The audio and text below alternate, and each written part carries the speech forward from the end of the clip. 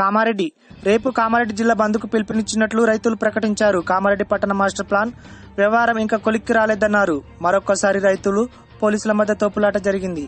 అన్నదాతలు కలెక్టర్ జితిశ్రీ పటేల్ పై ఆగ్రహం వ్యక్తం చేస్తున్నారు.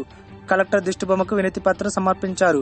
మధ్యాహ్నం నుంచి అక్కడే ఆందోళన చేపట్టారు. రాత్రి కూడా అక్కడి నుంచి కదిలే పరిస్థితి లేదని తెలుపుతున్నారు.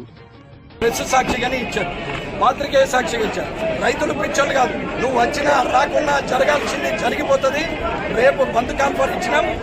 మొత్తం స్వచ్ఛందంగా వ్యాపారస్తులందరూ దుకాణాలు బంద్ చేయాలని కోరుకుంటున్నాం. రైతులకు జరిగిన నష్టాన్ని ఖచ్చితంగా పూరించాల్సిన అవసరం బాధ్యత ఈ ప్రభుత్వానికి ఉంది. కాబట్టి రేపు బంద్ కాన్ఫరెన్స్ ఇస్తున్నాం. అట్లాగే మండల హెడ్ క్వార్టర్లు ప్రతి దగ్గర కూడా అంతా మొత్తం కామారెడ్డి నియోజకవర్గం మొత్తం కూడా బంద్ కాన్ఫరెన్స్ ఇస్తున్నాం. బంద్ ఖచ్చితంగా ఉంటుంది. నిశ్శబ్ద వాతావరణం నెలకొంటుంది. తర్వాత కార్యాచరణ ఏం చేయాలో మాకు కూడా తెలుసు.